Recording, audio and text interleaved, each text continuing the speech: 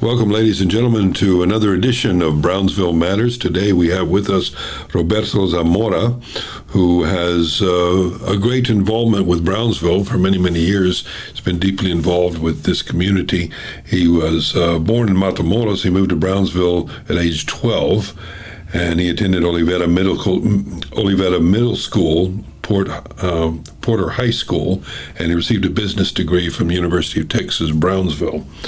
He is the owner of La Plaza Adult Daycare Center for 25 years now.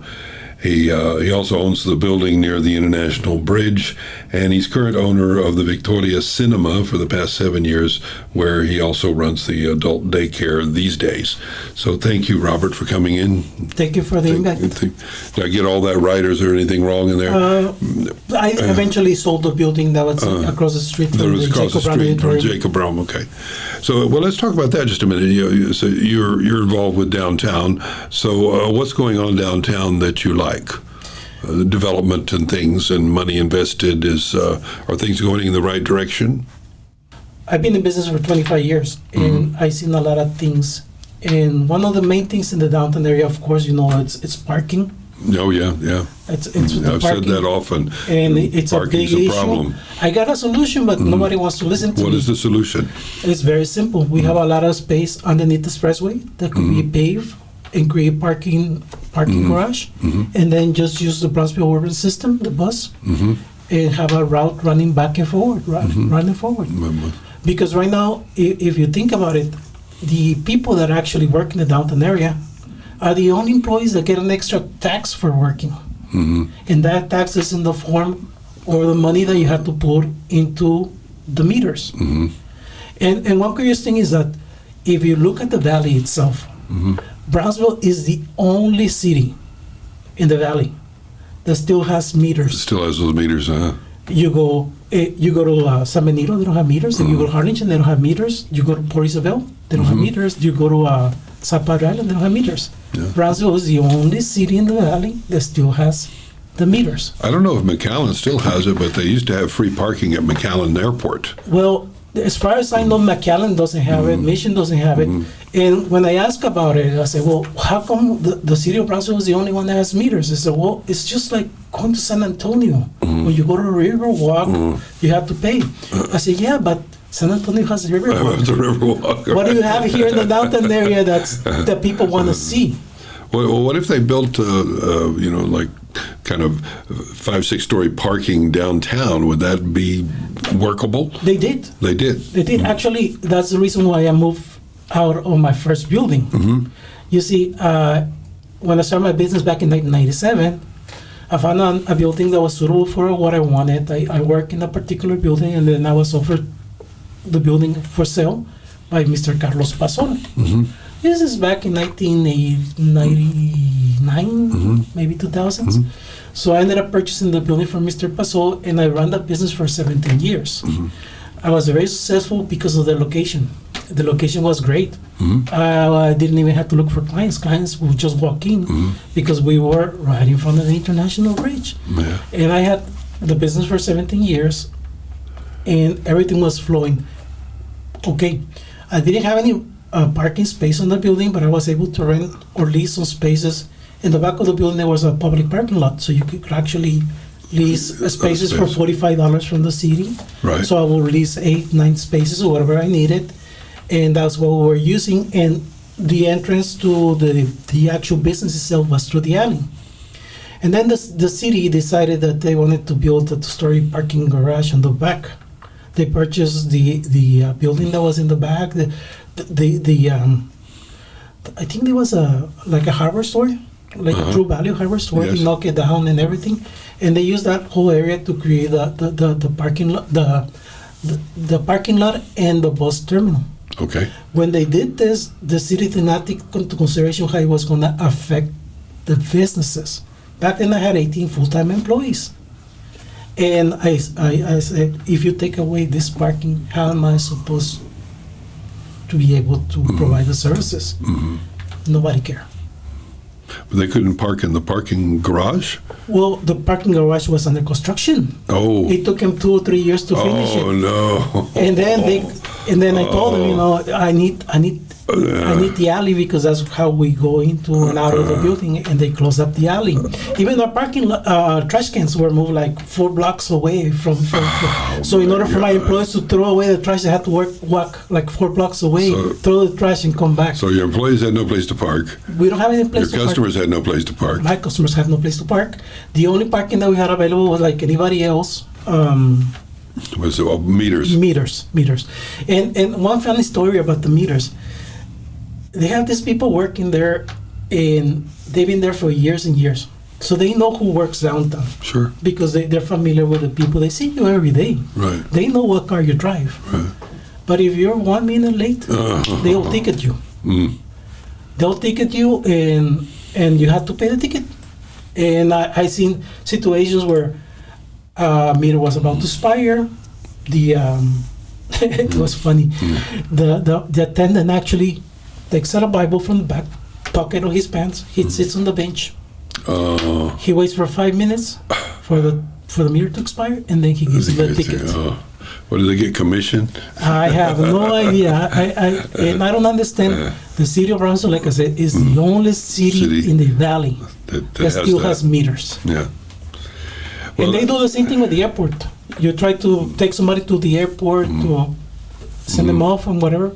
You got meters. You got meters, yeah. So it's not a business-friendly enterprise, right? Exactly. Yeah. So you sold that building because you couldn't work out of there. I couldn't work out of it. And then you bought another building. Well, I wanted to move my clients to a similar square footage. Right. And I looked around, and the only building that I was able to find with around 10,000 square feet was an 11,000 square feet building that used to be Cine Victoria.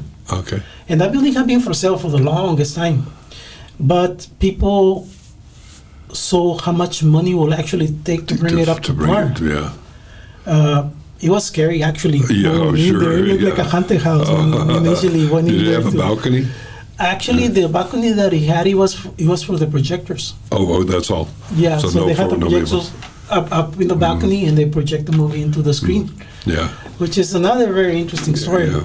It's you know that we here in the city we have another old movie theater that supposedly the city has been trying to remodel for the longest time. They had this. The one across from El Jardín, the hotel. Yeah. Is that the Capitol? The Capitol, movie theater. Yeah. Well, when I purchased the Victoria, I had all the seating from the movie theater. I had the screen from the movie theater. I had the speakers. And I approached him, and I told him, I have all this stuff that you guys can use to remodel your movie theater. He refused them. Oh. Yeah. So they ended up in the landfill. Oh, no. And you're talking about rows and rows and rows of seating from the movie theater. I didn't have a storage. I didn't have any place to put them. Sure. He didn't want anything. He didn't want the screen. He didn't want anything. So it makes me wonder, how do you want to fix it if they're giving you stuff for free? All you got to do is move it over. Well, they've never done anything with it, so I'm curious as to what the plan is. There's this foundation called the Hoblisel Foundation that provides money for old theaters to be renovated, and it exists because Mr. Hoblisel had owned that theater, the Capitol Theater, way back in the 30s. I've seen the sheets, where they, 10 cents for popcorn. I've seen the actual ledgers from that theater from back in the day, and they go around the state, and they will give money to any theater that they used to own. And it's it's not huge. They'll give like $200,000 or something to help renovate, and so I told the city about this opportunity, but nobody ever pursued it, as far as I know. Well, that's the deal with the city. There's opportunities out there. There's things that they could actually do. They just don't want to do them, and I don't understand why. Yeah. I mean, the downtown area, all they need in the downtown area, and I've been telling them for years. Basically, you need paver streets, block off the cars, and let people walk freely, like they do in New Orleans, like they do in Matamoros. I mean, if you go to Matamoros, there's an area where people can walk through the shops. all they need to do is close Elizabeth and Washington. It doesn't have to be. It doesn't have to be a large area. It only has to be 2-3 blocks, and then get a chain restaurant to anchor everything down. Yeah. Long time ago, I pitched the idea of trying to get an outlet mall, and this was before they built the outlet mall in Westlaco. But nobody cares. Yeah. Nobody cares. So when they say that they're going to improve the downtown area, how? Because for every open building that you see, there's 3 or 4 that are closed. Yeah. And I remember there was back in what the year was it, when they opened up a whole bunch of bars, and you could see that the downtown area was beginning to pick up. But then they had the police officers outside the bars, and as soon as somebody will come out, they will frisk you and they will ask you if you were drinking. No. So how can you develop a bar restaurant area if you have police officers there just harassing the people that are going in and out? You know, it'd be cool with your idea if they got Sanborns to come from Mexico to open a restaurant. You know, Sanborns in Mexico. Yeah.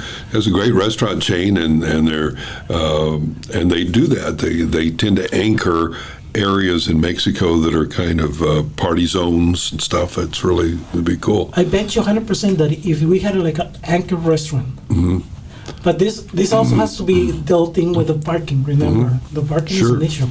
So if you could get an anchor restaurant to come in, or a chain store. Let's say you get somebody like a dealers or some big. It has some to big be store, a big, that anchors the area. Then everything else will start flowing in. Yeah. And the downtown area has a lot of potential. It always has, but it always amused me, and it upset me in a way that if you think about it, the city of Brownsville back in the 90s, they had UTB, the university. McAllen didn't have a university. They had the Port of Brownsville. McAllen doesn't have a Port of Brownsville. They don't have a port. We had South Padre Island tourism.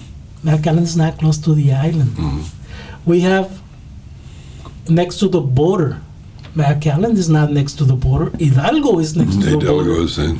But yet you see how McAllen developed. Go to McAllen. See what's going on in McAllen. And you compare that to what happened to Brownsville. And I'm talking about back in the day where they were evenly. Yeah. Neck and neck. Well, they did have the advantage of being closer to Monterrey.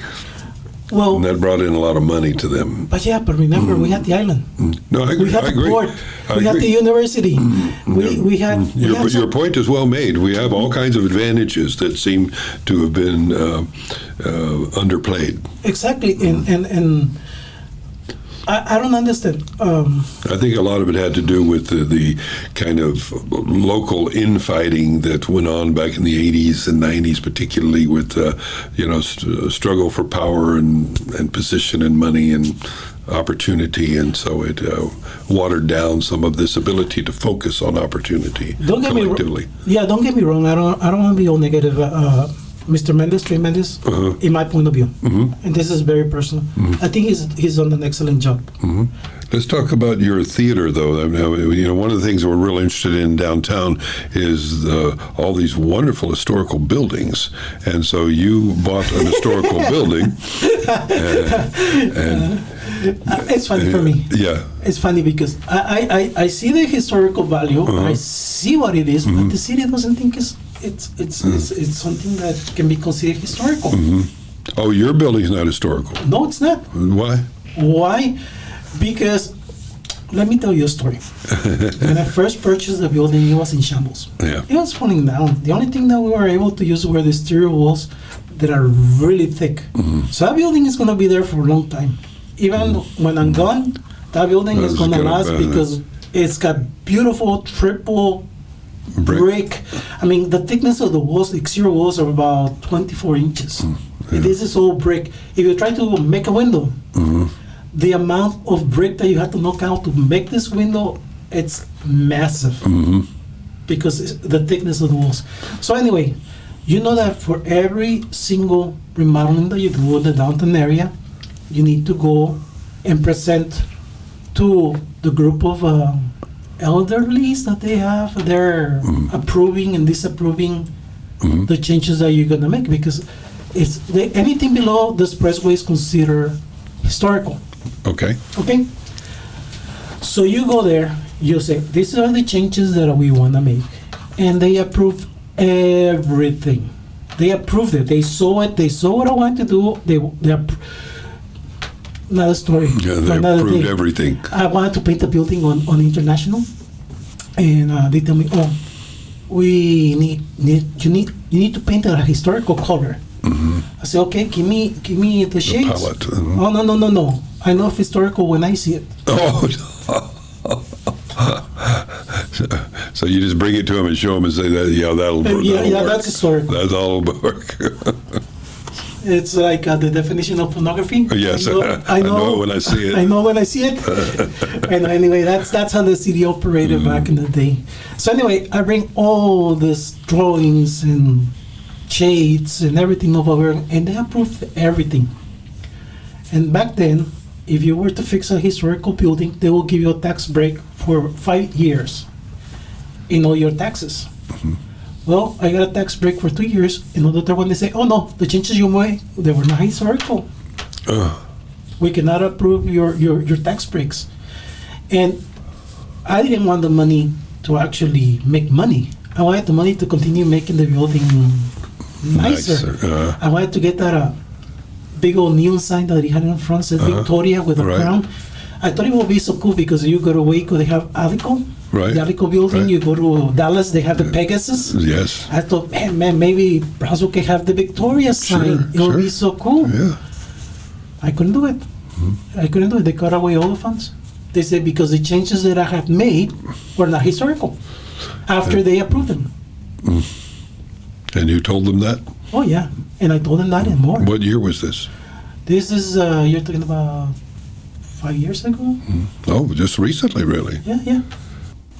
If you are lucky enough nowadays to see the people that they bring to Charo Days, they have Mr. Amigo, and then you see this big old bus with 6 policemen in the front, 6 policemen on the back, and everybody's like transiting this Mr. Amigo person.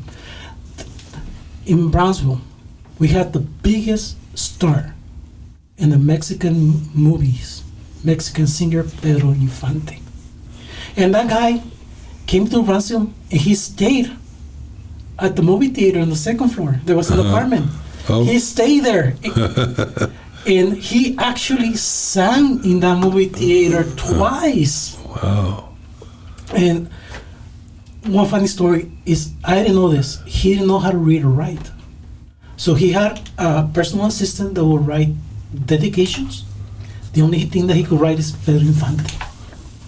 So I have a picture dedicated to the Renes family. It says, con gran cariño, mis amigos, Ramón y Viola Renes. Wonderful. And then Pedro Infante. He only wrote Pedro Infante because he couldn't read or write.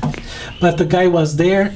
If you were to bring, so you can have an idea, it's like bringing Elvis or Frank Sinatra to Brownsville. Huge deal. Huge deal. And people don't know about it.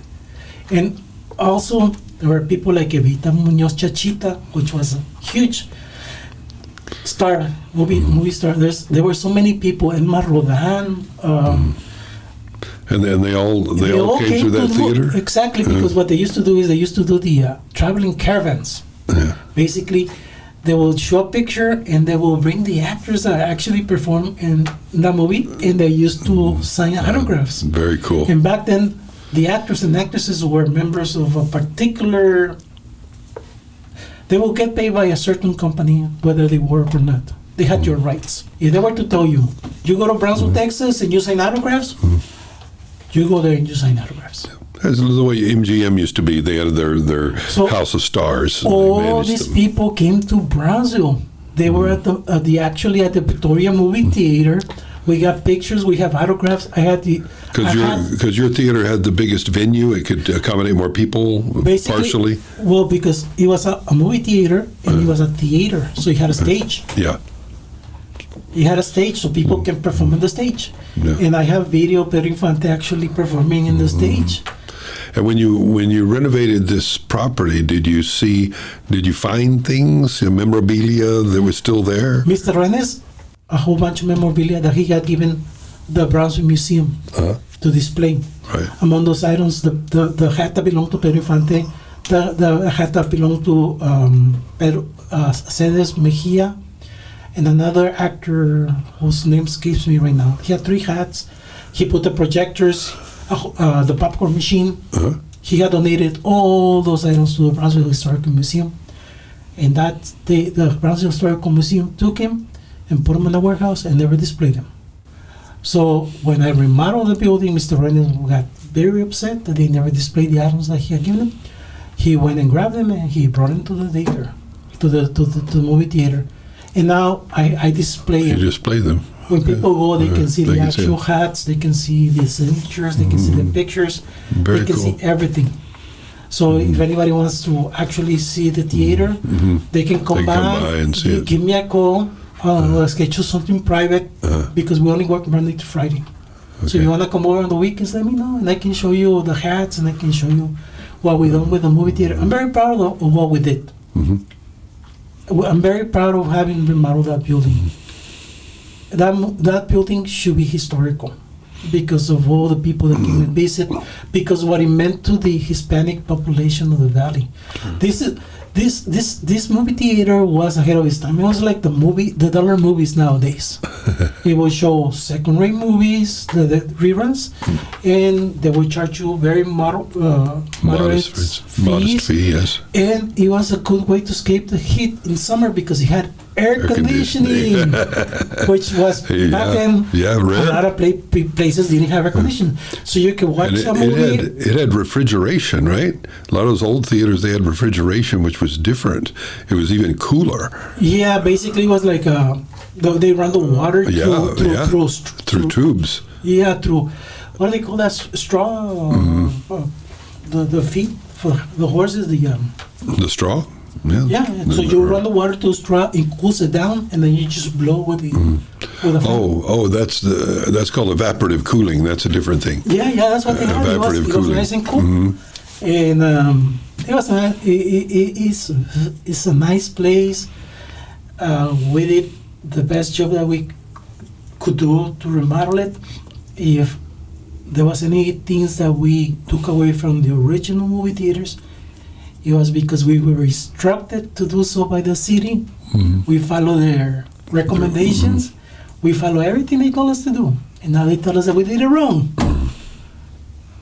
So, go.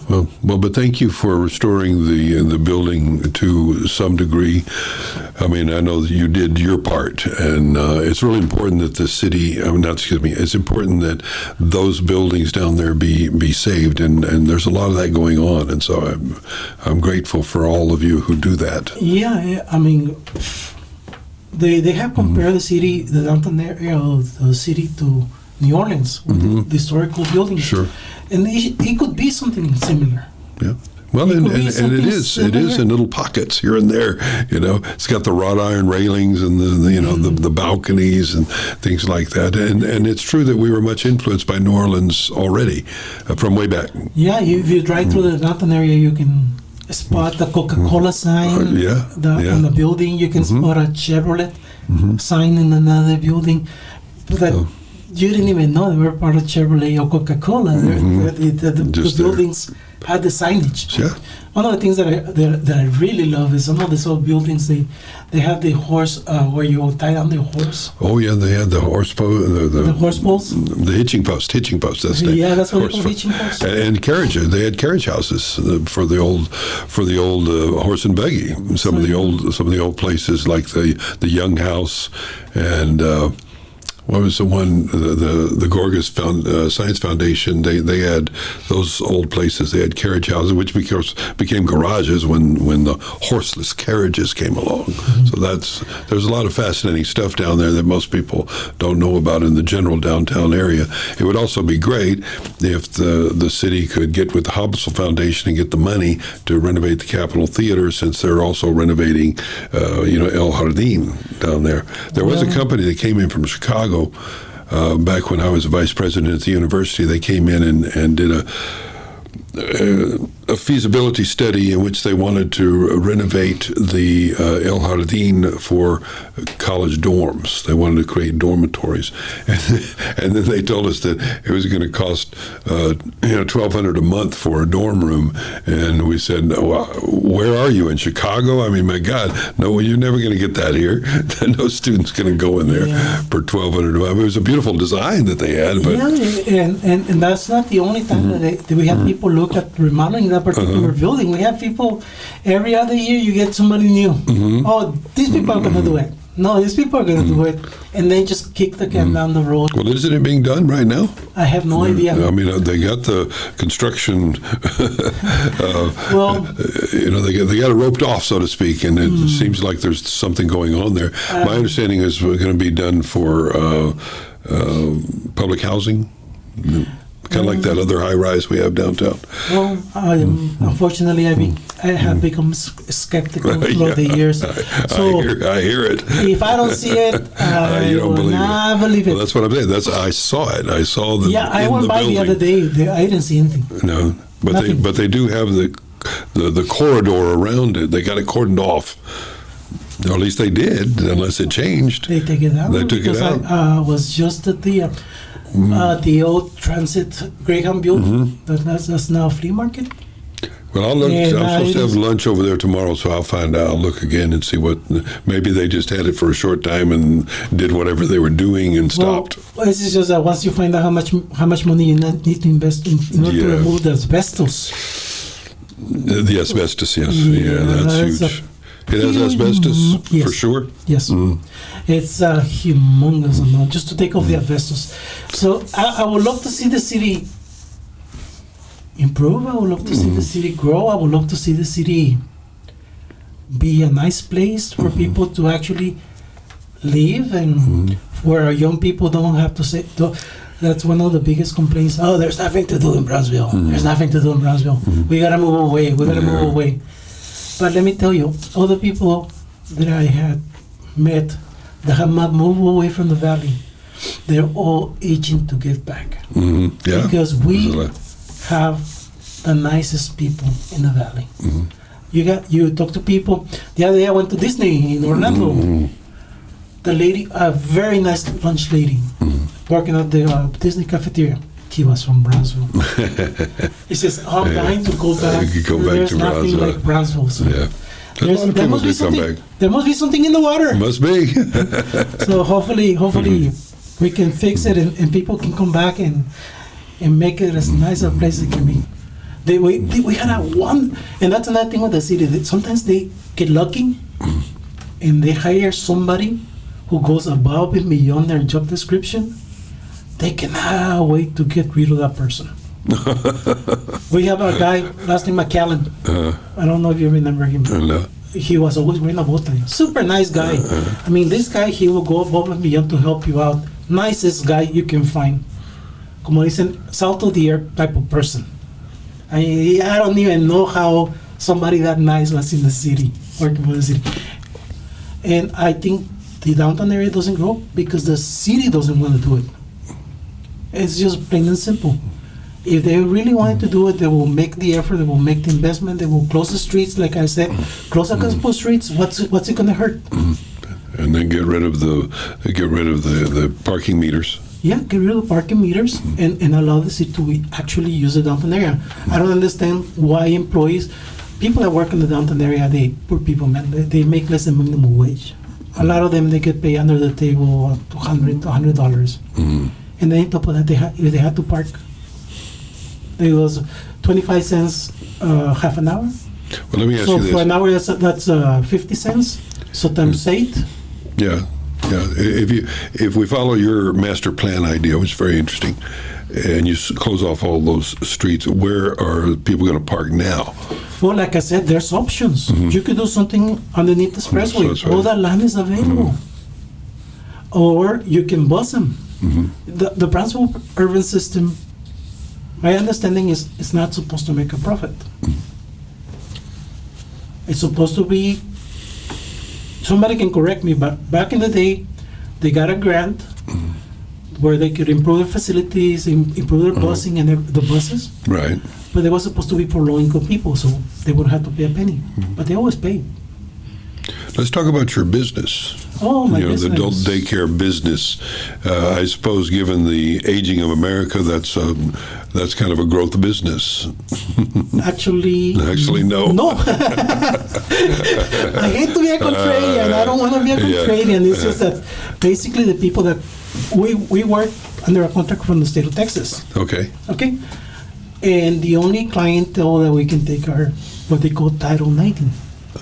Basically are people that are way below the poverty line. Mm-hmm. And these are usually people that work in the fields, the people that work in construction, that they never reported income because they were paid cash. Right.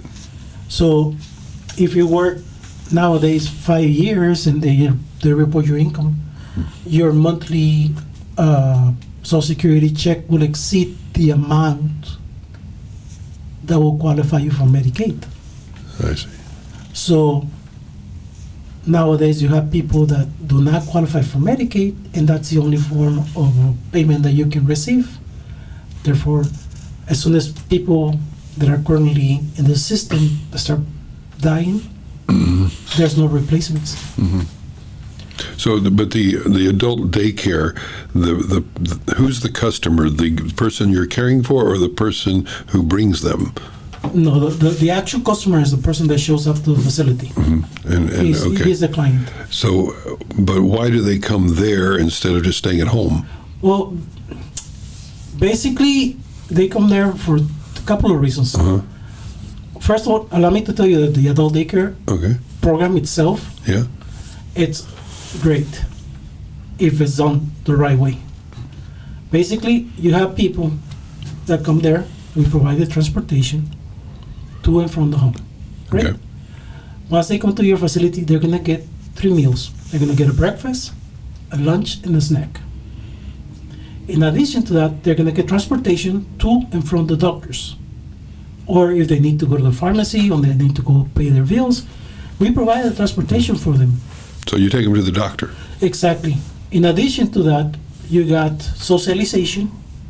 You get to socialize with people your age, so you're not at home just watching TV. What do they do during the day when they're During at the day, center? there's different styles. I'm sure. There's different things that... They play chess, checkers, Well, some dominoes. Most of the daycares in the valley, unfortunately, all they do is they play bingo the whole day. Really? As soon as they get to their chair, they get the bingo cards out, the loteria, and that's all they do. When I started working for the adult daycare industry, I had barely gotten my bachelor's from UTV, and the only job that I was able to find was as a director for an adult daycare center in San Benito. So my boss back then, the person that I was working for before I got this job, told me, don't go into that industry. It's got a very bad reputation. But I was working in Harlingen, and they were going to move the offices too far. So I was driving every day to Harlingen, and they were going to move too far. That was a little bit too far for me. So that is far. So I decided to just get this other job. And the first thing that I noticed when I walked in there, it's a whole bunch of elderly people sitting on their table playing bingo, loteria, the whole day. Some people wouldn't even want to get up to go to the bathroom. For me, coming in fresh, I was 25 years old, so I was bright-eyed, bushy-tailed, and I walk in there, and it was a cultural shock. I'm like, what the hell? Why are these people just sitting, not doing anything other than, but that's what they do. And even if you go to a facility right now, that's the whole activity calendar is just loteria the whole day. So one of the things that, you're obviously a creative thinker.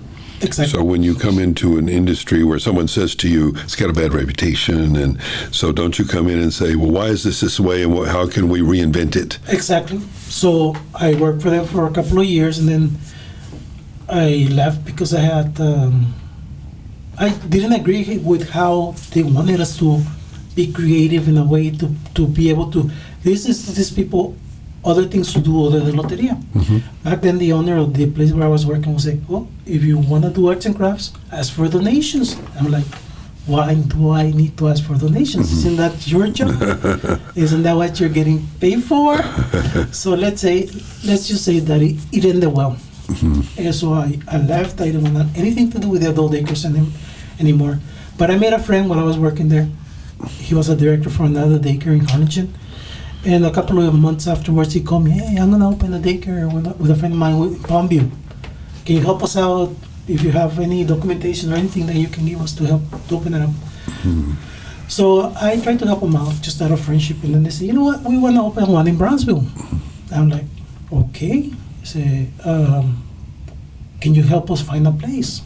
I'm like, "I don't want to get involved. I don't want to do that anymore." Don't want to do that, right? But back then I was working for Target, and Target was sending me to open stores in Laredo, San Antonio.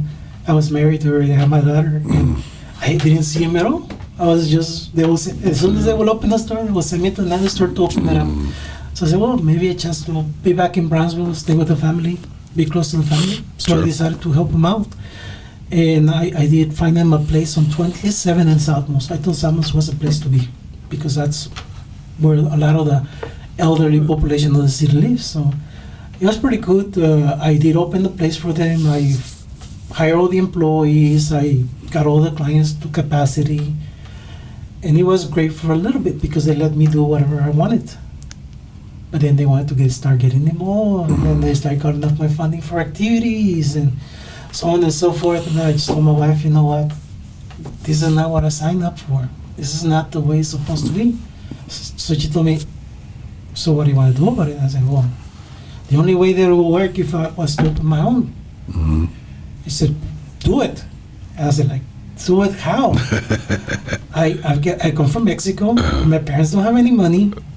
I made it to college through the grace of financial aid. Right. And I don't have a penny to invest. I'm poor as hell. The only thing that I did have back then is I always took care of my credit. For some reason, I was always like, "You gotta pay on time. You gotta pay on time." I hate owing money. Yeah. So I will make sure that all my payments were always made on time. So before I knew it, I had accumulated like 5 or 6 credit cards. Maxed them out, opened the business, took a gamble, took a risk, and 25 years later, I'm still here. We've been through a lot of ups and downs and a lot of experiences, but we're still surviving. I don't know for how long, but we're still surviving. And downtown. In downtown, yeah. But my idea was different. I wanted to. I had my grandma from my father's side. Let me tell you this small story. She was diabetic, so she lost her vision as she aged, and then she had an infection in one of her toes.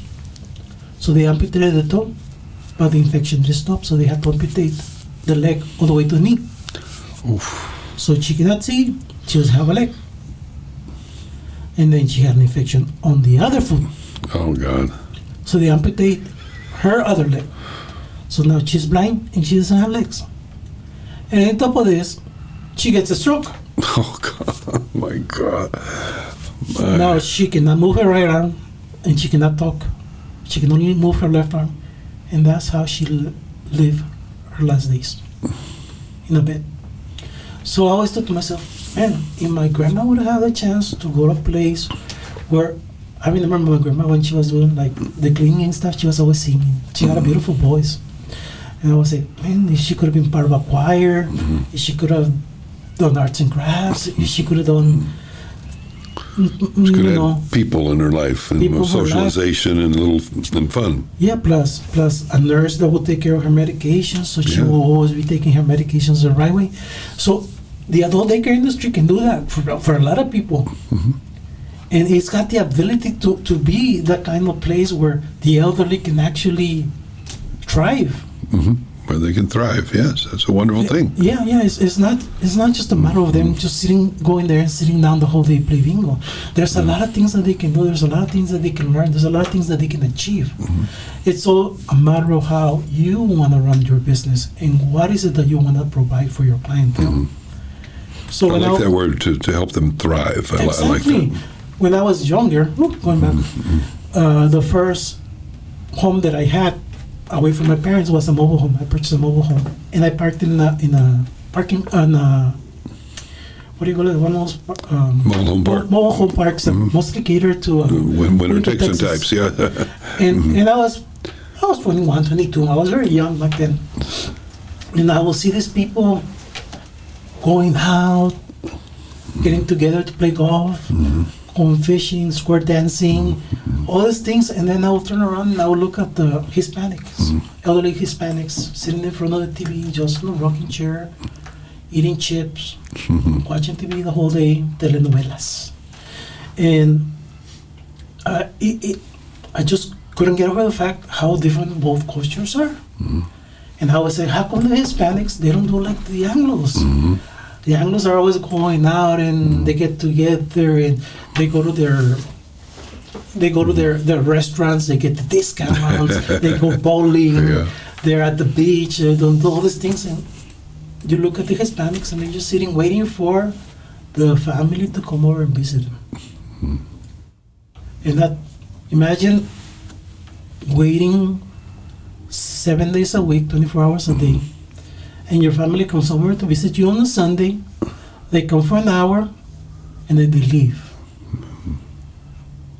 It's sad. It's very sad. It's very sad. And especially sad for a culture that's familial, that's so, stereotypically anyway, tight in family. The Anglo culture, not so much. But it's strange. It's strange because getting old as a Hispanic means that you just sit around and wait for your kids to come and visit you. Or babysitting. You are the babysitting services for the family. Yeah, that's true. They come and drop off your kids. You take care of the kid. Hey, don't laugh. You're laughing. Therefore, you know what I'm talking about. Gabriel. My mom will take care of the kids. Yeah, well, your mom is getting up there in age. And she already took care of you as a child. Now he's thinking how much, when is that person going to rest? Yeah. When is that person actually going to enjoy life? But if you ask most of the abuelas, they love that. They love that. But is it good for them? Yeah. It's exhausting. It's like playing bingo the whole day. They can do it, they love it, but it doesn't mean it's good for them. Yeah.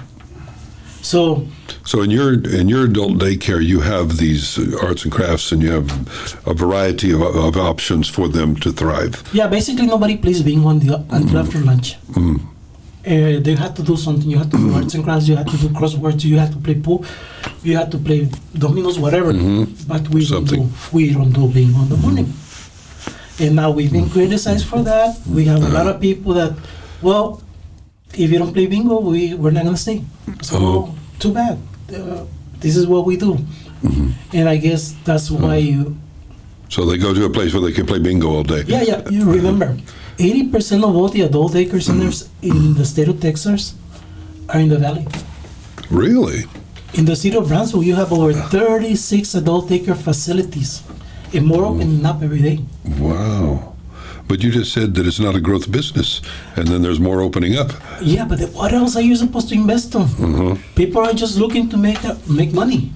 And they see these daycares and they think they make money. They say, so I'll do that. You can make money if you do it a certain way, but if you pay your insurances, if you provide transportation, if you give them free arts and crafts, if you feed them the right food, not sopitas every day and chicken and pasta, of course it gets expensive. Sure, yeah, that's expensive. Especially with inflation. Especially on a program that since 2015 has not increased the rate. Where does that come from? The state? Yeah, the state. Supposedly you don't get any federal funds for this. Not at all. It's all for the state. It's all the state. So basically you have the same rate from 2015. Yes. You tell me if you were still making the same money that you made in 2015, if you still were working at the same place. But yet we have no option because we have people that depend on us. Right now I have 8 employees. I cannot just turn my back on 8 employees. I cannot turn my back on people that I told them I was going to provide a quality service and then not do it. Not do it. Yeah. What kind of man will I be? So let me finish with this question. Said you've been in Brownsville a long time, and you've kind of seen the DNA of the city. Where do you see us being in like 20 years? What will Brownsville be like? It depends. It depends on who's running it. Exactly. Let me tell you a story. This is a real small story, but I'll let you. There's this guy who has an indoor soccer league. His name is Rubalcaba. And the guy had this indoor soccer league for ages. Ages. I mean, I'm talking about at least 20 years. Right? And he brings in kids to play indoor. He's got guys teams, girls teams, ladies teams, even veteranos, which are the older guys that play soccer. He's got about 5 fields. And they're all, he built them by himself. He never received a penny from the city or the county. His fields are over there by El Naranjal. If you know where this is, if you follow 511, you pass por Brownsville Cotillo, following 511, you cross Boca Chica, you continue, and eventually you're going to get to that area where he's got the fields. And this guy, he's doing such a great service for the city because he's got, the participation there is humongous. Another thing is, he got together with other cities from around the valley, and he had a semi-pro team. He called them Barracudas. And they were a professional indoor soccer team. So people from the valley will come to his field to watch a professional team play against another city. Let's say they have a team from McAllen, a team from McAllen will come and people will come from McAllen. Okay? So the fields, they're decent. He's doing the best that he can to provide a good service, right? But the guy doesn't have running water. And he doesn't have drainage. He only has porta potties. And the county nor the city has ever been kind enough to say, you know what, we'll run your sewer line so you can connect your sewer, you can make some bathrooms so people don't have to urinate in porta potties and actually can wash their hands after going to the bathroom. And this is, you're talking about a professional indoor soccer team.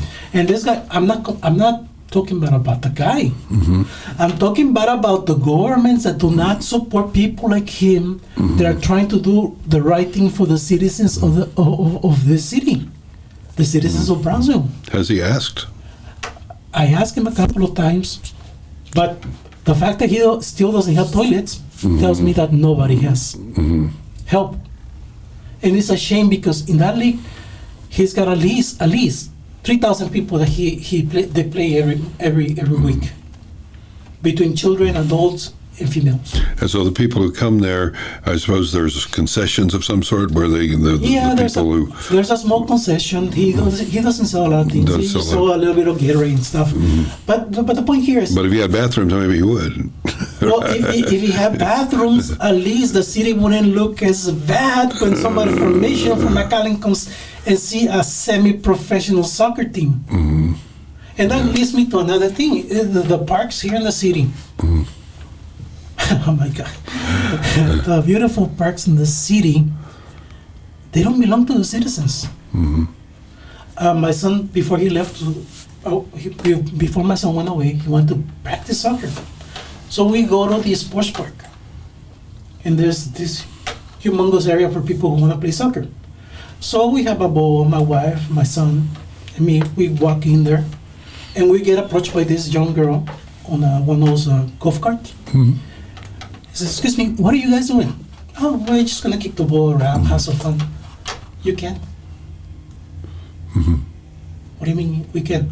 No, in order to use these fields, you have to be registered under a team that plays in this league. You cannot come here and play if you want to. Same thing with the Oliveira Park. You want to practice at night? You want your kids' little league team to practice at night? You can. because only the president of the league has access to the lock for the key for the lights. So first you gotta go to him and ask him if you can borrow the field, because he's got this particular team that he sponsors, Right. and that team always wins. He's got the best players, he's got the best equipment, And he's got the night lights. he's got the night lights. Nobody else can borrow. I don't understand why, if they're city property, why they're not accessible to the citizens. I mean, I do understand they got to have some structure in the way that they're used, but if a field is empty and there's nobody there, Well, how come they couldn't provide a small field for this guy to do his professional soccer league? This is bringing in people from outside of the city I just to agree. watch the games. I agree. Imagine if you're from Mission, And you come and you see. you come and Yeah. Well, I don't know. If he hasn't asked for help, but maybe, Well- like you say, there's a why would you need to ask for help? Why would you need to ask for help if the job of a representative, of a commissioner, of a mayor is to be out there on the city and see what's needed by the citizens? but do they know it exists? Of course. They do? Okay. Of course they do, because I'm telling you, the amount of people that play in that field is amazing. Yeah. What is this guy is doing by himself? It's amazing. So you think the city should be proactive and go to him and say, well, how can we help? Exactly. What can we do for you? What can we do for you? When you want to open a business in Harlingen, the first thing they do is they give you a meeting. In that particular meeting, you're going to have the fire department, you're going to have the permit department, you're going to have the construction department, you're going to have all the city departments sitting with you, and they're going to tell you beforehand what you're going to need in order to open your business. In the city of Brownsville, you want to open a business, you got to go look for yourself. You got to go.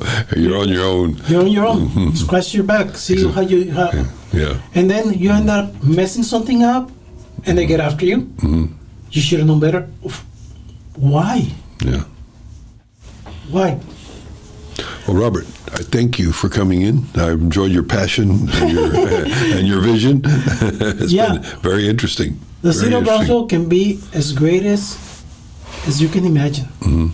It should have been already. We should have been in a position where we had a city that was better structured, with better roads, with more high-paying jobs. We should have been in the position that McAllen is. The truth is that we're not.